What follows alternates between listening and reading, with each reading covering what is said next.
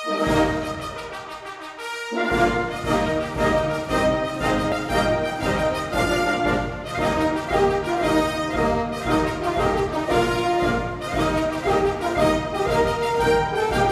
week in Limbourgeois.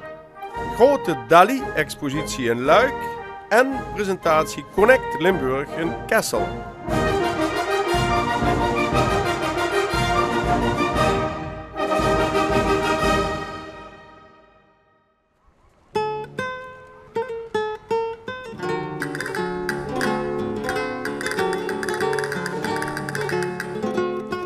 Aan de achterkant van het bekende grote TGV-station in Luik is er een grote en bijzondere expositie begonnen van de beroemde Spaanse kunstenaar Salvador Dalí.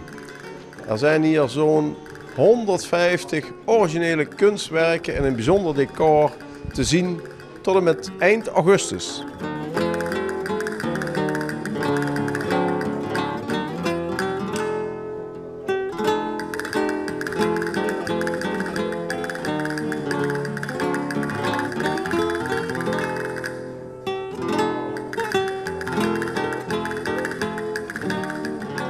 Ja, de expositie begint niet helemaal vrolijk met een grafsteen, hè? Nee, dat zal wel, ja. Dat zal wel. Dat was ook iets verschrikkelijk voor Salvador. Want hij wist eigenlijk niet dat hij een broertje had gehad, een ouder broertje zal ik zeggen. En dat gestorven was ongeveer 9 maanden voor zijn geboorte. Maar dat wist hij niet. En het is pas als zijn ouders hem meenemen naar het graf van zijn broertje, dat hij dat begreep. Maar voor dat kind is dat gewoonweg verschrikkelijk, want daar staat op Salvador. Ja. En Salvador is toch zijn naam. Dus hij begrijpt het helemaal niet meer. Net alsof hij al begraven was. Net alsof hij al begraven was. En zo'n kind, wat komt daarvan? Natuurlijk een traumatisme. En zeker omdat ook zijn ouders altijd spraken over Salvador. En hij wist nooit, is het nu over mij dat ze spreken of is het op die andere Salvador? En dan zegt hij, ja, ik moet enig worden, ik moet uniek worden en ik moet enige levende Salvador zijn. Dat moet ik altijd bewijzen. En dat gaat hij dan ook altijd bewijzen. Uniek is hij geworden. Uniek is hij geworden. Beroemd is hij ook geworden, hè? Ja, en met klokken, daar had hij ook iets mee, hè? Wel, dat heeft eigenlijk te maken met hetgeen ik al verteld heb over zijn angst voor de dood. Want hij is ook als angstig zijn voor de dood iets met tijd te maken heeft, dan gaat het over die klokken.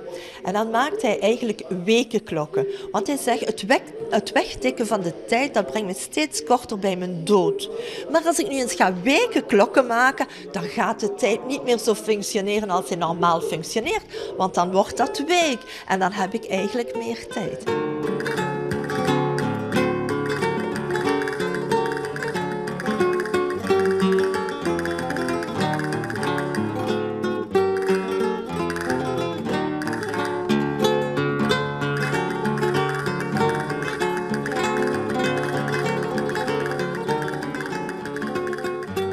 Ja, dit is het laatste avondmaal, maar dan op zijn manier. Dat is het laatste avondmaal op zijn manier, ja. En dan zie je dat Christus is prachtig, Jezus is prachtig en hij ziet er niet uit alsof hij gaat sterven. En hoe stond hij ten opzichte van religie? Wel, hij heeft altijd gezegd, ik ben niet katholiek, ik geloof niet in God. En dan in 1 keer heeft hij gezegd, jawel, ik hou wel van religie, ik geloof wel in God. Maar ja, dat was dus de dubbelzinnigheid van zijn personage natuurlijk. Hè? En dat komt iedere keer in zijn hele werken terug. Hè? Ja, en dit was dan zijn vrouw, hè? Ja, dat was zijn vrouw en dat was Gala. En Gala, dat was zijn muze. Ze is een vrouw, ze is een menares, zal ik zeggen. Ja. Ze is een boekhouder, ze is een project manager ook en business manager zou ik zeggen. Dus dat is allemaal. En dat was echt een steun voor Dalí. Dalí had zo'n vrouw nodig. Zij was wel de vrouw van Paul Éluard. Oh. En Paul Éluard, dat was de surrealistische dichter. Leren ze elkaar kennen, dus Dalí en Gala. En hij heeft haar ingepikt. En dan heeft hij haar ingepikt, ja. Oh. Zo. En ik heb eens gelezen dat hij, als hij haar niet gehad had, zou hij nog geen 1/3 van de kunstwerken hebben kunnen maken zonder haar. Ja, dit is nogal duidelijk. Adam en Eva en de verboden vrucht, de appel. Het valt mij op, de beelden zijn heel realistisch en heel verfijnd afgewerkt. Hè. Het is geen geen ruwe kunst. Werk, nee. Het is echt een fijne afwerking hier. Het is natuurlijk gepolijst hier, zul je zeggen. Maar het is een fijne afwerking. Qua vorm is het absoluut. Hè? Alleen zie je bij hem heel weinig gelaatstrekken. Bijna nooit. Ja, dit ziet er weer heel anders uit. En hier ligt hij echt te zwemmen in het geld. Hè? Ja, het schijnt dat Dali nogal veel van geld hield. Oh. Ik denk dat Gala ook wel heel veel van geld hield enzovoort. En dat was ook een probleem met André Breton. Die was eigenlijk communist geweest. Hè? En die was in de communistische partij geweest. Dus die was links. En dan dat vele geld enzovoort. En dan zegt hij, ja, Dali die wil alleen maar geld. Die is gretig naar geld. En dan gebruikt hij de naam van Salvador Dali. En maakt er een anagram op en dat wordt dan Avida Dollars. En Avida Dollars, gretig op dollars. En dat kun je dan hier zien. Hè? En die dollars, dat was vanwege zijn Amerikaanse periode? Dat was vanwege zijn Amerikaanse periode, ja. Tussen 1940 en 1948 ongeveer. Ja, deze bank heb ik vorig jaar nog op de kunstbeurs Steefaf in Maastricht gezien. Want er is een hele serie van, ik dacht 8 stuks, als ik niet vergis, gemaakt. Dus dit is... ook één van die 8. Dat is één van de 8. En dat stelt natuurlijk de lippen van Mae West voor. Hè? Ja, Mae West had ook een grote mond. Hè? En dat is dan figuurlijk bekeken. Hè? Ja.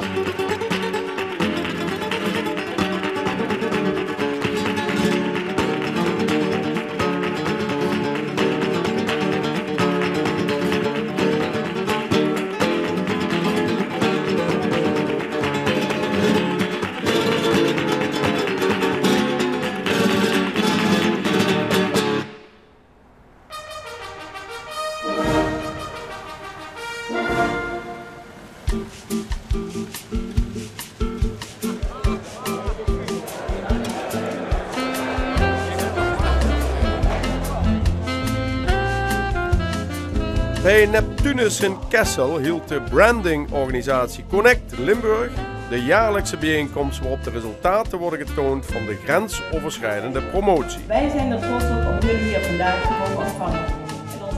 Aan de hand van tafelgesprekken met Marcia Luiten, video's en een heuse modeshow van Christian Lagerwaard werd het publiek geïnformeerd. Na afloop werd er nog volop geborreld en genetwerkt.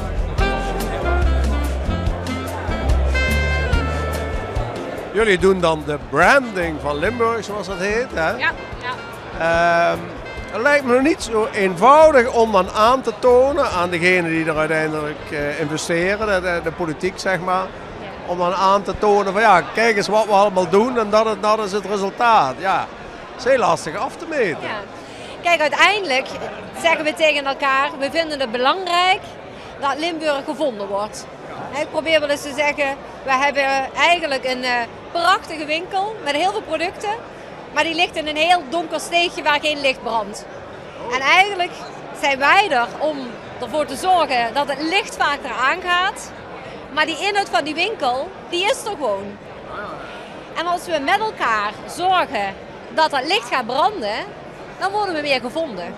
En dat is uiteindelijk waarom wij er ook zijn. En nu is natuurlijk altijd, de branding zit in uw portefeuille. Ja. En mij lijkt zo, want zo gaat het in de politiek, dan moet je altijd uitleggen, ja, we stoppen er zoveel geld in. En dan zeggen die van, ja, maar wat doet u er allemaal voor? Wat komt er dan uit en wat hebben we eraan? Ja, nou ja, dat is, laten we ook, vandaag wordt dat een beetje ook getoond. Wat is er allemaal de afgelopen jaar weer gebeurd? Branding is iets wat heeft iets te maken met je reputatie. En dat is iets niet wat je in 1 jaar of in 2 jaar tijd opbouwt. Daar moet je langere tijd voor investeren. Dat doet de provincie ook. Die geeft er voor langere jaren geld aan. Ik geloof een totaal van 10 jaar. En in al die tijd moet je die boodschap van dat je een internationale regio bent, dat je in de grensregio bent, daar moet je in blijven investeren. En dan nogmaals, niet alleen door die verhalen zelf te vertellen, maar ook door de verhalen die er zijn met elkaar te verbinden.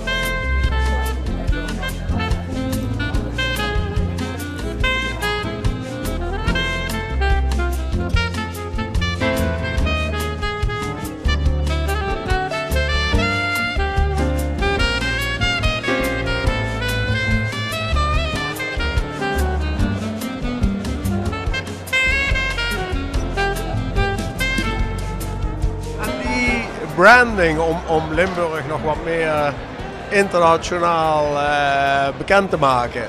is dat ook nodig? Want jullie doen dat sowieso eigenlijk al. Ja, goed, er zijn een paar dingen die wij altijd zeg maar, heel sterk naar voren brengen. En dat is één, dat wij een familiebedrijf zijn, dat we innovatief zijn en dat we zeker in Limburg gevestigd zijn. En ja, goed, wij zitten hier gewoon enorm centraal en onze sterkst groeiende markt is Duitsland. En, ja, en daar leggen wij ook wel echt wel de focus op. En dus wij dragen echt, ja, Limburg dragen we echt naar buiten toe, ja. Ja. Maakt het voor Pinkpop eigenlijk nog wat uit in welk gedeelte van Nederland dat je ligt? Of maakt het helemaal niet uit dat die Amerikaanse artiesten en zo toch niet weten eigenlijk waar ze landen? Nee, en ik moet ook eerlijk zeggen dat ik heel vaak tegen artiesten zeg, als ik moet uitleggen waar Pinkpop is, dan zeg ik Pinkpop is in Amsterdam.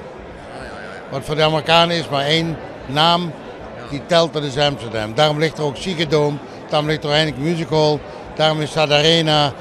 Alles is geconcentreerd in fucking Amsterdam. Maar als ze eenmaal in Limburg zijn en ze slapen bij onze grote vriend de Oostwereld, dan zijn ze totaal flabbergast. De Bos vindt dat hotel geweldig. En dat zal denk ik dit jaar ook zo zijn met Paul McCartney, hoewel ik niet mag zeggen waar hij gaat slapen. Nee.